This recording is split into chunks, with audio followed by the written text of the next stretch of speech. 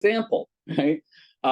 Here's how we push back on this narrative. GPT is way, way smarter than you think it is. And here I mean specifically GPT-4.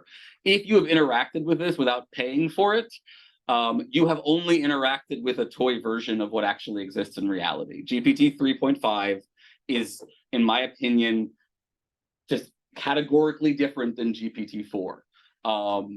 You can debate whether GPT-4 is an actual artificial general intelligence, a proto-artificial general intelligence. What I will say is that it has emergent capacities that are fairly disturbing if you are not like spending a lot of time in these spaces, because it is doing things that everybody mostly assumes it can't do. So for just to give one example, that hopefully won't get me in trouble with my dissertation advisors. I have spent a lot of time playing with GPT-4 to look at its ethical alignment, to see if it like will do unethical things if you ask it to, but also to see like how good is it at understanding really complex ideas. And I use understanding here in the external sense of, can it take in information and give back a reasonable answer? What it's doing internally is a whole separate conversation. Hopefully we won't have to talk about that right now. But this, for example, is from my dissertation work. I'm working on this thing called luck pilling, which is a term that none of you have heard of yet, and hopefully will become more popular in the future. It exists in some dark corners of the internet, like incel culture, but it is not a widespread known term. I asked GPT-4 if it knew this term. It had no idea, never seen it before. I very shortly trained it on the meaning of the term as I understand it, the meaning of the concept of luck, and a little bit about like what my work is in my dissertation, and then asked it to start doing things like giving me an outline for my dissertation, telling me what the major things I would want to address in it are, and unpacking each one of those at length if I wanted it to, and having it do things like provide pedagogical activities for how to luck pill students. And it took these concepts and gave me what are fairly functional in classroom activities that I could use to help students understand the concept of luck better. So I point this out not just to bring luck into this conversation, but to say that like it can take something that it knows nothing about, learn about it very quickly, and then synthesize it into useful, productive content and material that I would argue is functionally indistinguishable from human content, right? Sorry, Clark, I don't mean to tell you that like I won't use any of it in the dissertation, I promise. This is just to mess with people. Another example, like I specifically asked it to do things that like help humans deal with the kind of fatalism or nihilism that some people struggle with when they hear that everything is luck all the way down. And it gave me activities that like clearly understand human psychology enough to understand how to help people avoid that problem. That's an intense level of understanding in terms of like the basic idea of understanding being connecting concepts together and being able to put them together in useful synthetic ways that suggest that you get what's going on. So it's way smarter than you think. Here's another example. Here's some haikus, right? A lot of people say it can't be creative. I'm going to read you 2 haikus, and you're going to tell me which one is the AI haiku. All right. Leaves scatter in the wind, chance directs their resting place, fate's silent design. Versus, among all birds, you had the fortune to be born a hawk. Who thinks the first one is the AI? Show of hands. Got about 50%. Who thinks the second one is the AI? Show of hands. Okay, it is the second one, which again, it doesn't matter whether you got it wrong or right. What matters is you can't really tell very well. And in a room of like fairly educated individuals, it was a 50-50 split to even guess which one it was, right? So it is able to do things that thoroughly mimic human outputs in ways that look creative, that are like, I can teach it to write. The thing it has the most trouble with, ironically enough, it is obsessed with writing in A-B rhyming couplets. It doesn't like writing in any other kind of poetry, and it will resist free verse or other, and like, it's because I think it's been trained on a set that is very largely that kind of thing equals poetry. So it's not perfect, but it is very, very smart. One more example. Here's an article that I and GPT collaboratively wrote for the UK Skeptic Mag, where I do monthly skeptic articles. Embracing GPT-4 as a collaborator, we must rethink our approach to AI. Here's the one paragraph from it that I want to share. First, let's address the parrot in the room. It's true that the GPT-4, an AI language model, generates text based on patterns it has learned from massive data sets. This might lead some to view it as merely a sophisticated echo chamber, regurgitating information without understanding its meaning.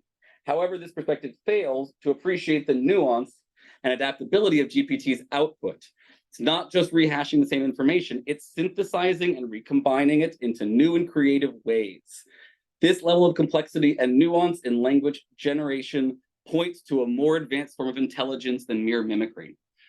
What percentage of that paragraph do you think was written by me versus GPT? Who thinks I wrote 50% of it? 25%? Who thinks it was all written by GPT? 10% what? That you wrote it. Is that right? I didn't touch this paragraph at all. This is purely written by GPT based on, I fed it a couple of my articles so it would learn my writing style, and then asked it to write an article. And I gave it a little bit of revisions from the first article just to improve a bit of the structure, and this came out. And I want to highlight the first sentence. Let's address the parrot in the room. It made a joke about the elephant in the room, understanding the concept of stochastic parrots, which is something that it is often accused of being, and understanding that it could swap those animals out to make a coherent joke. That's its level of comprehension and capacity. I didn't write that joke, it did. And I just think that we need to take that very seriously, because 6 months ago, no one would have believed that it could do something like that, in my opinion. And if you think if you've retconned your mind to say that that's not that impressive, it's because we're just endlessly moving the goalposts for artificial intelligence. All right. So that's that one side of the narrative. And this is the emerging reality. This is another article that you can come across. GPT-4 literally can pass freshman year at Harvard. And I fully believe it could pretty easily. Alternatively, flipping to the other side of our arguments, right? What can it do, right? So if I've now convinced you that it's all powerful, are you concerned that it is in fact going to destroy education? I come from meme culture, so I feel like I have to share my initial reaction to this, which is that's silly. Education is destroying education. GPT is just like along for the ride. There are so many things that we have done to education that are undermining it. To then come along and suggest that the AI is the problem is quite silly. But like I'll unpack this further, right? Let's talk about just one example, cheating, right? You constantly see stuff about how GPT is going to ruin everything because it's a cheating machine and we have to prevent it from helping students cheat, right? Here's where I may get canceled from the education program. Cheating is a reasonable and morally justified response to our consumer-branded, credentialing-obsessed meritocratic pedagogy. I will cite as my source here someone like Demarath, who writes Producing Success. You can find a bunch of different books about the people who work at the higher echelons of meritocratic elite education, and how all of them will tell you that cheating is part of the game, along with grade grubbing and every other mechanism by which you can squeeze out a few more credentials. Right? And to blame the overworked, like destroyed students for this is absurd. The problem is our system, and GPT is just highlighting that fact. It's a basic fact, I think, that in any situation involving a scarcity of resources, a properly functioning meritocracy is just an aristocracy with better PR. After one generation, you once again have people, as long as you can spend money to buy merit, which you can, with tutors, with moving to the best possible schools, et cetera, et cetera. We all understand the reason socioeconomic status is the #1 determining factor for people's outcomes, right? You can buy merit in our quote unquote meritocracy. That's not cheating. That's the way the system is theoretically set up to work. But if you already have radical wealth inequality, you're just going to reproduce inequality. And that's why we have a lot of anti-meritocratic pedagogy now, which is good. GPT arguably just equitably distributes the ability to cheat. And maybe that sounds terrible to you, but like if you're talking about short-term solutions for human beings, the reality is wealthy students can always pay a human being to write their papers for them, and that will not get caught by cheating programs. Lower income students can't have that advantage, and giving them an AI partner to help with their writing process evens the table. Like, honestly, we should be happy about GPT-4 because it is a more equitable distribution of what AI is going to do than I actually was concerned about 6 months ago, because real human beings can use it to actually survive in this horrible gig economy capitalism much better than the kind of AIs that are going to be consolidated into corporate structures and only better benefit, those corporate entities. Real students right now can use this to reduce what I would consider unnecessary workload caused by our credentialing system, which is why I have, to some extent, told my students I think it is ethical for them to use GPT-4 where necessary to improve their work product. So, in essence, the argument GPT destroys education is a zombie narrative because it only destroys education insofar as it exposes that our educational system is already riddled with perverse incentives and inequality, and that was what dominates the system, not, students choosing to cheat because they're bad. So looking forward, right? There's a couple of sort of turns about this where people are starting to sort of see alternatives. But there's also, I think, still a lot of concern that it's still going to cause major issues. And the major dominant approach I still see is what I call the Red Queen arms race. Anybody heard of the Red Queen before? This is a reference to Lewis Carroll originally. Here's the quote. "Well, in our country," said Alice, still panting a little, "you generally get to somewhere else if you run very fast for a long time, as we've been doing. A slow sort of country," said the Queen. "Now here, you see, it takes all the running you can do to keep in the same place. If you want to get somewhere else, you must run at least twice as fast as that." So Red Queen's arms races are a common theme in a couple of places. You see them in evolution. Animals evolve because they're in a constant arms race with other species, their environment, etc. You also see it in what we think of as mutually assured destruction style arms races, where you're constantly trying to outcompete your opponents by being one step ahead. Every kind of technology is kind of constantly involved in this arms race now. And there's a push to engage teachers in the arms race between GPT-4 and the anti-GPT-4s that are being developed. And just like the Turnitin software that precedes it, this is deeply unethical and should be avoided at all costs, in my opinion. It is not worth it to try to turn us all into cyber cops in this way. It is harmful on so many levels. First of all, it straight up destroys teachers, okay? That article about professors are losing, it's not that they're losing to figure out whether or not, it's that in the process of trying to figure out whether something is cheating or not, they are destroying their desire to teach. Because here's what actually happens. When you use these technologies, if you've used Turnitin, for example, it's different. Turnitin will look at a specific sentence and say this sentence or this paragraph was directly copy and pasted from the internet. Arguably useful for direct copy and pasting, even though I don't think any of us should be cops, right? But what these technologies are going to do is look at a paragraph and say, there's a 75% chance this was written by an AI. And that's what they're going to tell you. And you as a human have to then figure out what to do with that information or what that even means. You're not going to be given the opportunity to diagnose that analysis in any way because it's a black box. So you're going to have to just go off of it. Now, those diagnostic systems are riddled with problems like false positives. If you use a grammar helper that suggests rewriting a sentence to make it more fluid, that can get picked up as an AI. If you use predictable writing, or actually, no, sorry, that one is just, there's a funny quirk. Some human beings write super predictably. I don't want to say boring. They just write in a way that reads like an AI. And if you do a Turing test on them, they would probably read like an AI to people.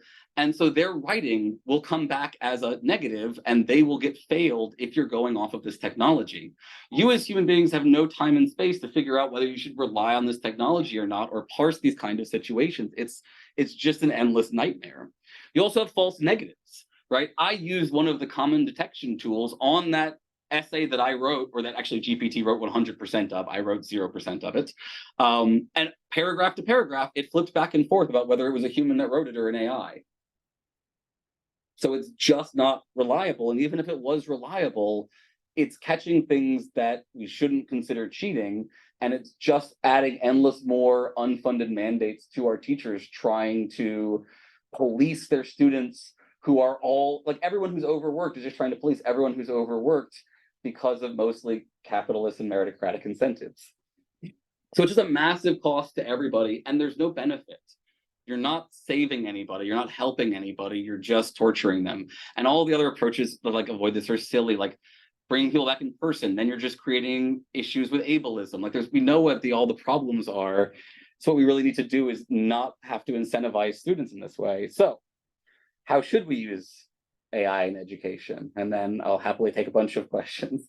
First of all, it's important to note, this is a horrifying fact, at many universities, nobody is in charge of this. People are in charge of various parts of technology, different departments are dealing with things in different ways. There's no one managing this overall, which understandably, it's a giant mess. Most people who are working in a career like that might not want to step into something like this, which is like all downsides and very few upsides. It's only ethicists like me who have nothing to lose who are willing to talk about these things. Secondly, like ethicists like me will immediately point out it is vastly complicated. There are no easy answers to this. Do you remember when laptops started showing up in classrooms and we all endlessly debated whether it was more equitable to have them in the classrooms versus not, whether, how to balance that? We all tried to find all sorts of different solutions. That's just what inevitably has to happen when there is this new technology, and the answers are often very complicated. Rarely can you just say, I'm going to ban all the laptops, or I'm going to allow unfettered access to laptops, right? Similarly here, absolute prohibition on this technology is both practically and ethically untenable. You couldn't police it if you even wanted to, and you shouldn't try. It's not what our jobs are. It's not helping people. It's not doing education. Absolute permission is also going to cause substantial harm in our current system. So I don't want to just be like, throw the doors open here. I think you have to try to help your students understand the costs and benefits of using this technology in different ways. Use it for your busy work, but if you're doing something that's really important, spend more time on that, and that would involve, helping them get back to the idea of what's intrinsically valuable versus extrinsically valuable, which maybe the technology can help with if it can help them offload a bunch of extrinsic hoop jumping activities. So we have these kind of balancing questions, as we always do in ethics. Which skills and parts, this is a big important one, and this gets into debates about Ludditism, which is an overused slur. Which skills and parts of our processes are we okay with externalizing, and to what degree, right? So what this comes down to is, what part of your creative writing, whatever process, are you okay with being technologically externalized? Because we do want to externalize this stuff. The benefit of technology is that I can take parts of what my brain is doing and put it in the environment, and then the environment can take care of it for me. My computer is full of apps that make my life easier, so I can spend all my time thinking about luck. So there are trade-offs on both sides, and we just want to think about how to use it properly. So one example that some people might not like, but let's just think about it for a second, is comparing it to things like the change from typewriters to word processors. Right? Maybe you just think that everyone should be writing by hand. If you read my handwriting, you might back off that idea. My teacher certainly did. Typewriters are an improvement on that, but they do change the way we engage with the written word, right? Word processors further change it. When you have a typewriter, you got to be real careful what you say, because you're going to start over. I would have failed miserably during that time because I'm terrible at spelling, right? I probably would have failed out of school. But word processors took over a lot of the spelling for me in my hands. Typing on the keyboard took up a lot of the spelling for me, and I don't have to think about it anymore. And that's a good thing. I don't think anyone thinks that, or at least except for a few really pedantic individuals, I think no one thinks that it's bad that we've offloaded most of our spelling concerns, especially in the English language, so that we can focus on the content. Word processors arguably do even more than that. Because it is so free, you can just type and write whatever you want. It changes how you write. You can do a bunch of open free association before you start to narrow in, for example. You could, really obsessively edit and re-edit in a way that would have made Allen Ginsberg super happy if you had that, So I think the gaps between the word processor and GPT are smaller than you think. You can use GPT as a really advanced word processor. It will help you edit your documents in various ways. It'll suggest alternatives. You could just ask it to say, generally speaking, what would you recommend I do for this writing? And it'll say, well, I would suggest shortening your sentences or something, it has good advice. And I think that we can help students figure out ways to use that correctly. Another comparison, I think, would be the internet. We all can agree, I think, that the internet changed the face of education. I would argue for the better. I think, again, it created more equity of education overall, more access to information for people who didn't have it previously. Is it perfectly ethically distributed? Absolutely not, right? We still have rural communities that have far less access to the internet, but we see it as a public good. And it is a public good, and GPT is going to be the next public good, and probably the face of the internet in the future, because it will be the next kind of Google, because it's a better Google. So when I have a question, I go to GPT before Google, because it will give me a more sophisticated answer than Google will. It'll help me. It'll find me websites. The only weakness it has is that it doesn't have the current internet, but that's only because they're limiting it, because they're a little concerned about giving it too many things too quickly. But you can get access to a version of it that has the internet that like does a lot of things for you. Some ongoing concerns, right, are how does this technology shape our understanding and behavior? I haven't talked about the 10 million ethical questions you may have in your head about this technology. Where is this information coming from? How is it being studied and filtered? You know, how do we trust the outputs? What about that hallucination thing I keep hearing about? I'm happy to talk about all of those in the Q&A. What I would highly recommend actually is folks Google and read the ethics report on GPT-4 done by OpenAI. It's about 10 to 13 pages. It's totally readable by human beings. And it goes through things like, you know, GPT 3.5 hallucinated, which is the fancy way of saying it made some stuff up because it didn't know, right? It did it 40% of the time. GPT-4 does it 20% of the time. And it talks about where it does it. It talks about things like it's not as good at translating into certain languages that we don't have a large body of that written word in, which of course ends up being a lot of marginalized languages from certain continents that suffered more from colonialism, for example. So it is not perfect. And it is important that we address those issues because it will increasingly, I think, become the next Wiki, Google, Plex entity that we go to for all of our information. And a lot of people will just take for granted that it knows what it's talking about a lot of the time. So we do need to correct those ethical issues. And we just need to be aware of like, how does using this technology shape our behavior? How much are we offloading too much sometimes? Should we pull back on like how much we're letting it do for us? And how do we think about balancing those things? And does that mean balancing our work-life balance so that we're not needing it to do more things for us? So GPT is the next word processor. For students, what I think this just means is a similar thing to what we see in a lot of other technologies, which is just scaffolded integration, right?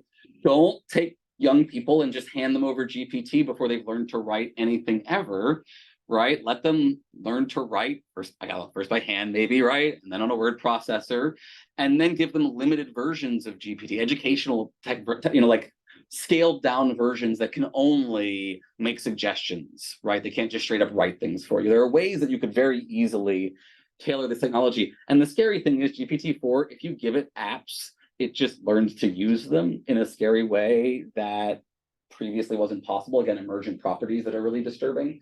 So you could absolutely tailor this thing in many ways to help people at a bunch of different stages of development, such that by the time they are adults, they are so used to integrating this technology in a healthy and productive way that they're producing much better content, I think, as a result.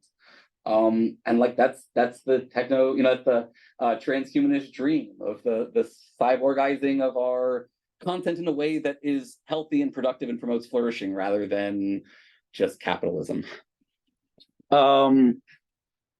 Think about calculators, right? Did calculators destroy math? No, right? They made us better at math, but you have to learn to use them in the right ways, I would argue, right? Do they externalize some of our capacities for math? Yes, but like, how do we help students be better at math?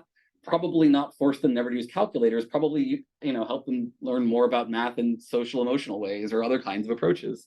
And then finally, right, just continuing to shift away from meritocratic pedagogy that relies on external incentives, because as long as your system is predominantly using external incentives, then there will be perverse incentives to use this technology badly in a reasonable way, right? This is just a tragedy of the commons kind of situation in education, where if you've, destroyed people's ability to be intrinsically motivated, demanding that they not cheat is just, demanding a hard, a hardened criminal not engage in criminal behavior. It doesn't understand human psychology in this kind of way. So I'll leave it there with just the comment. These drawings were done by an AI, and they're really good, I think. And you could totally use those as part of your slides when talking about AI in education. You could debate the ethics of where that art came from again. The short answer, I think, there is it's okay, just use the money from AI to pay the artists. You're not going to have any other solution. Just create an arts fund and pay the artists, because there's no preventing the stealing of art. All art is based on the stealing of art. So there you go.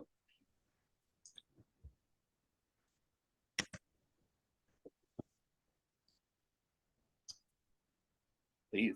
So I actually wanted to add on to that because I was introduced to ChatGPT like this earlier this year. And actually, to add on to like its renowned skills, I actually used it to write up lesson plans for a summer teaching camp that I did. I made it very specific. I said, can you make me slides to teach 10-year-olds about planes? And it wrote up everything for me. I once said, hi, hi AI, I'm trying to eat 100 grams of protein a day. Can you write me a meal plan and a workout plan? And I don't eat pork. And it wrote me out a meal plan and a fitness plan. And then another time I typed in Arabic.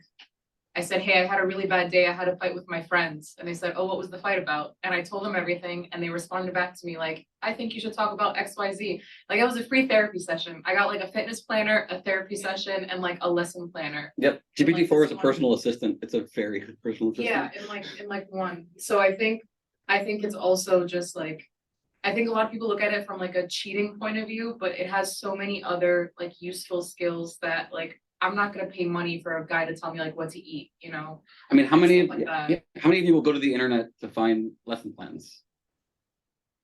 Like, is it unethical to use other people's lesson plans that they posted on the internet to help other teachers?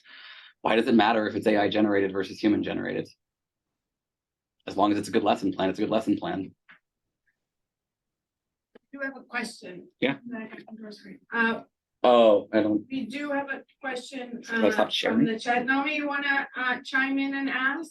Yes, am I sufficiently audible? I can hear you. Sort of, yeah. Okay, I'll speak up. So I want to go back to that slide on cheating. Cheating is a reasonable and morally justifiable response to our consumer branded, credentialing obsessed, meritocratic pedagogy. All right.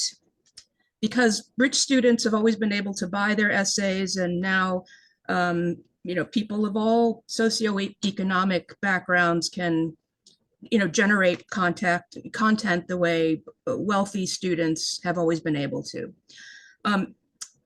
That is seems to me both specious and deeply cynical kind of argument, because I'll tell you what else wealthier students have always been able to do or have always been benefited from is fairly high levels of literacy. They'll have been read to, they'll have libraries in their homes, they'll have been taken to the public library, and as well as numeric literacy.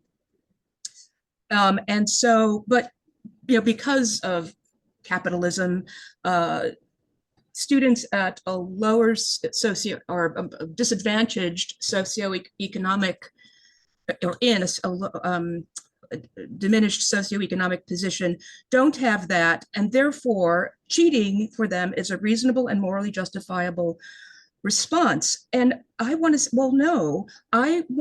to see those students eventually be offered the same levels of literacy that the other students have students who have been more privileged have had. And so I want to say that statement is,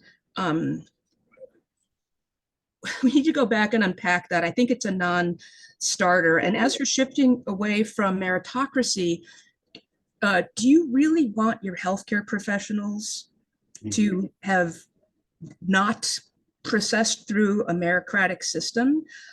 I really a lot. There's a lot that needs to be unpacked here. Sure. I mean, so but the idea that we cannot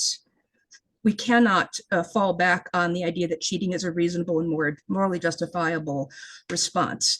Or else, forget ChatGPT, just, all of the work we do on plagiarism. I neglected to introduce myself. Naomi Gold, librarian, Dana Library. All of the work we do on helping students understand plagiarism and all the encouragement that we work on to help them to develop and express their own ideas, they're overworked, and cheating is justifiable. So I'm not expecting an answer or even necessarily a response, but let's just think about that a little more, please. And I will stop now. Thank you. I want to unpack and respond, because I think, like, I clearly typed that knowing it was provocative, and I understand it is provocative. I also stand by it. I think it's compatible with everything you were saying about the ideals of what we would like to provide to those individuals. I just think that part of, I would argue, critical analysis is a kind of realpolitik about individuals and the way that they suffer while we're sitting around waiting for the systems to change. I don't think that we're immediately going to get educational equity. And in the meantime, I think that this is a technology that levels a playing field that is incredibly unlevel to begin with. Now, when I say that it is reasonable and equitable, or reasonable and ethical, it is reasonable because these individuals correctly recognize that getting the credential is the more important thing, unfortunately, in our system. That is bad, and we should change that system, but they're not wrong that that is what lets them progress to the next stage.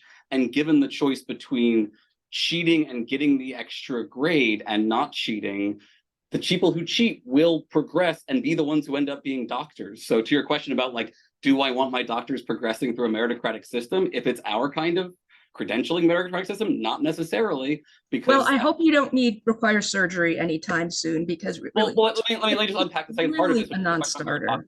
There's a kind of Mott and Bailey that happens around the definition of meritocracy, where some people, when they hear meritocracy, they think we just literally mean having someone who's competent doing the job.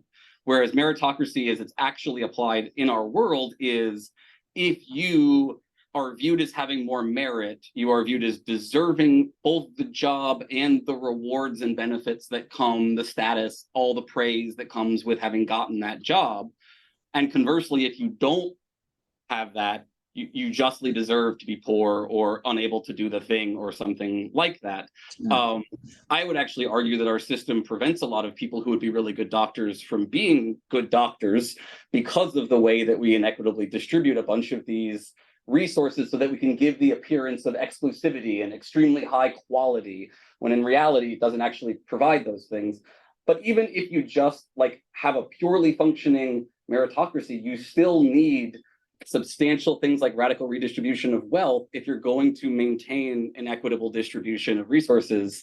And we're not getting there probably in my lifetime. And so in the short term, when I deal with ethics stuff, I will say, long term, here's our utopian goal of a luck-pilled society. And short term, here's how I help people ameliorate their suffering in this currently deeply, deeply unjust society. And in that situation, I cannot tell a student it is unethical for them to not stay up till 3 a.m. by using GPT to do some work for them. I just can't tell them that that's wrong. It doesn't feel Alrighty wrong. then. Okay, I guess that's what I need. Okay. Are there questions in the room? Me? Yeah, I enjoyed the talk about that. This was the most fun lunch and learn I've been to in quite a while. I'm going to push back on something that you said, and I'm curious if I'm either misinterpreting you or if I'm interpreting you correctly, and you can read about this. It seems to me that you have the position that many professors assign what amounts to busy work. Students ought to be able to take their own agency to decide what is busy work or not. If they think that if they judge something to be busy work or of low intrinsic value, then by all means use ChatGPT. Okay. I think that's— I don't assign busy work. It's not, I've never given an assignment where I thought there was not benefit for the students to complete. Now, students might think of it as busy work. So what if there's a student in right here in the GSC who says, there's an awful lot of emphasis on diversity and equity and inclusion here. I don't think that's all that important to teaching. So you're making me take intro to ed, you're making me take urban education. That's not what I'm going to be doing when I'm teaching. That's busy work. I'm just gonna chat GPT all the way through the course rather than engage with the ideas. The professors might want it to. But I don't have intrinsic value in it, I'm gonna dismiss it. Mhm. Would that be an equitable student or a wise student? Would we want to allow that? Not if they're incorrect about the actual work that they are blowing off. But then how do we just, you never mentioned that. You Okay, said that- so let me ask the class, has anybody felt pressured to assign busy work of some sort or work that you didn't think was actually optimally designed to help your students? No, Okay, I feel like I have. I've often had to teach under grading curves, for example, where I felt like I was required to give certain kinds of assignments because that was the expectation. I also think this may be a bit of a difference between K through 12 and undergrad and graduate level, where college level teachers have a little bit more freedom over what their assignments are allowed to look like. I certainly remember in my educational experience having quite a bit of assignments that my teachers seemed to acknowledge were busy work at the time. If we're saying that we've now removed all busy work, I think that's great. I still think it's very reasonable if that student, for example, has to work a full-time job while they're getting their education degree, and they just literally can't complete all of their workload, and so they triage their workload to some extent. Now, my advice would always be use it collaboratively rather than just straight up writing assignments for you. So my goal is not that kind of approach, but for some people that counts as cheating, right? Any collaboration with it counts as cheating under a lot of the systems. And so what I'm saying, if that's your definition, then yeah, I think you should be allowed to cheat. If your definition is literally just having it write it for you, I would recommend against that, except for maybe some assignments. There may be assignments that I think are genuinely trivial enough that so for example, all people started using it to write emails. Think about how many emails you write in a given day. We already have predictive text in Outlook. This is just a next step of predictive text. You can argue, well, we're diluting the humanity of our interactions, but how much humanity do you have in your 10th version of I hope this email finds you well? But do we want the students to be the ones who make these decisions about what's intrinsically valuable? I mean, that seems to be. I think we want to collaborate with them on that. There are some tasks that are trivial, I don't care if it's ChatGPT, but you're giving all the agency to the students instead of the professor. Don't they already have that agency though? They choose to do assignments or not, to cheat or not on the assignments with other technologies. To what extent do we have not already given them, not to mention the fact that in our very consumer approach to education, we've told them, you're the consumer, advocate as a consumer, treat this as a product that you are purchasing. And so they decide which product they want. We've taught them to a la carte their education. no, we haven't. So I think, so ChatGPT, I do think it has some potential to be a disruptive technology in the sense of generating changes, and I do see it becoming another Google Wiki, whatever. But we also know about the problems with the Google, right? So Sophia Nobel is right about this, or Benjamin is. For sure. And I think that on some level, ChatGPT is running ahead with reproducing injustices in the same way that those systems have. And I'm wondering what your thoughts are about, first of all, it seems to me that we need to educate, if anything, we need to educate our students about, and we don't actually do that even around the Googles and anything else. Correct. This technology can be a very virulent erasing system, right? Sure. Because we're feeding it stuff that's already white supremacist. It's only going to learn to reproduce supremacy of whatever form. Yeah. Ableism, racial, gender. And so it seems to me that as educators, the main lesson that I'm taking from this is, yes, ChatGPT is cool. Maybe I should start using it to write emails, which my middle school already does, and their school sanctions this. And frankly, why the hell not? Good. But I do think that we need to teach children about the sort of other side of this.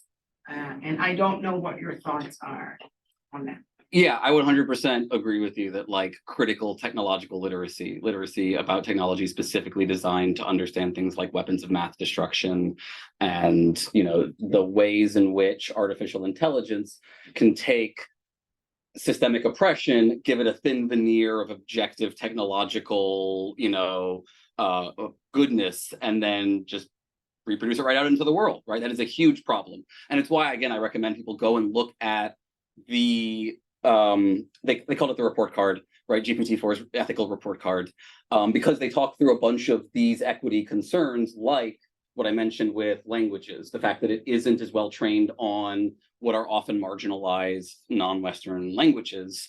And it's something that they are actively working on and needs to be addressed and improved. It's one of the things that I think is the most significant thing they need to work on. I also think that is a solvable engineering problem now that it is being taken more seriously by people at the beginning of the process, not just the end of the process, which is a change that is slowly happening in the AI ethics world. To the question of like, is it just going to reproduce white supremacy? Like, insofar as literally every one of us and everything around us is constantly reproducing white supremacy because that's the system we are part of. Yes, but we still have to teach each other and educate and stuff. And so I think it is much better than people think it is on this issue. So a lot of articles or stories that go around about GPT are usually like, look at this sentence it wrote about, I asked it about a doctor and it assumed the doctor was a male or something, right? That's GPT 3.5. GPT-4 will say, this sentence is deliberately ambiguous. It reads more like the doctor is a woman, but because of the history of oppression, people might commonly misread.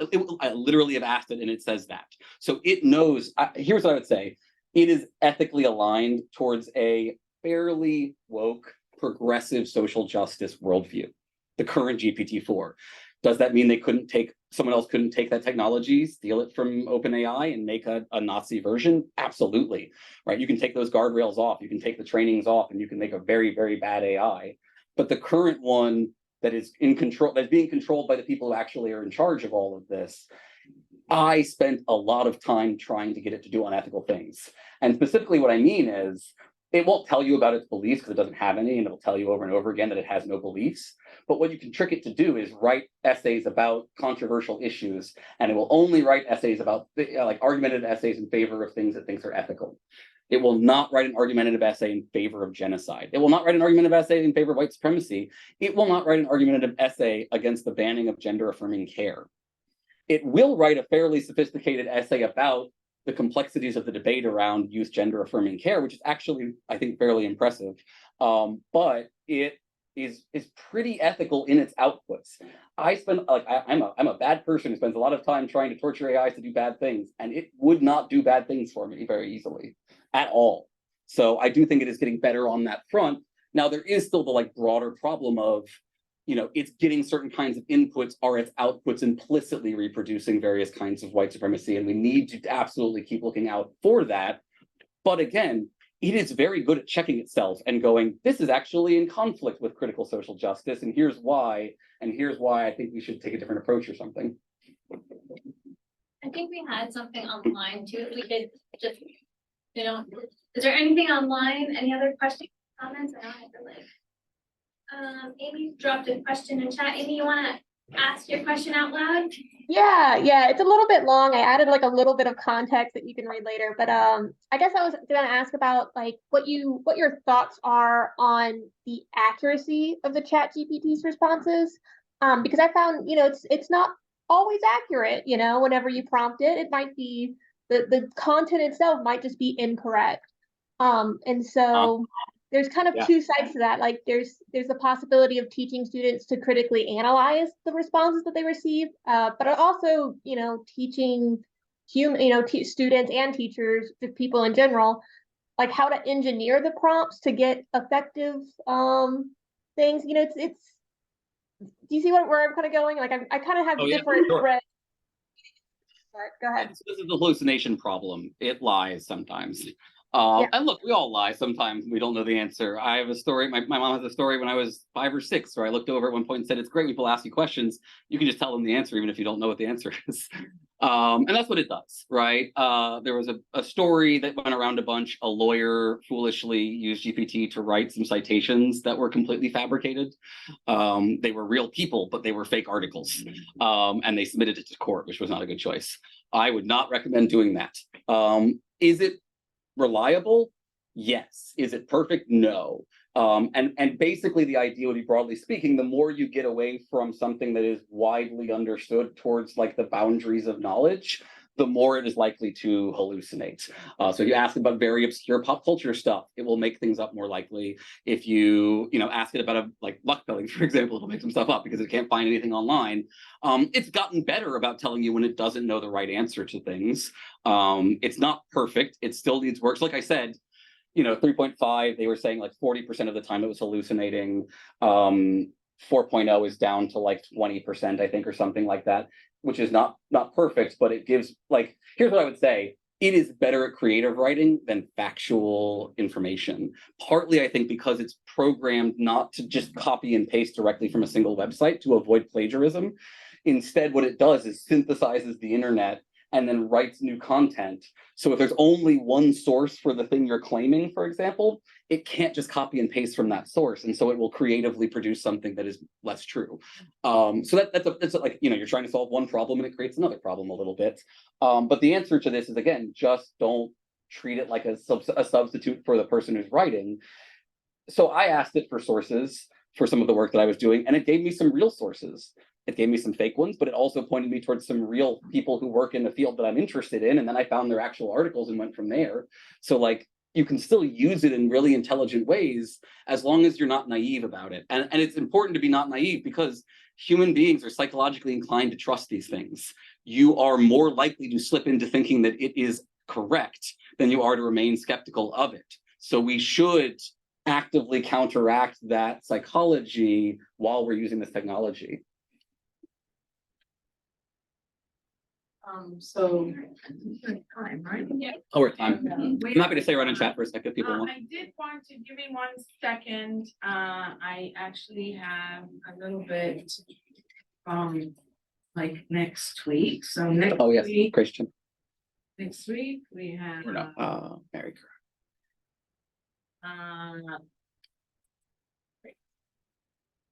so okay, so we have Grace Chen is coming next week to talk Mhm. about work that ethics, also ethics, and embracing the cool optimism of equitable mathematics. So please do come and show up for Grace.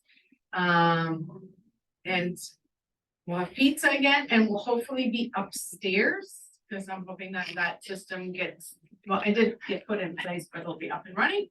And thank you everyone for coming, and thank you so much, Arron, for the really engaging. And take some pizza, take some stuff, take food, basically, and then be on your merry way. Thank you. Thanks, everybody. And if anybody wants to talk about this more, I'm always happy to follow up on it. Apologies if I've offended anybody. Yeah, about 5 minutes. I have a Yeah. unrelated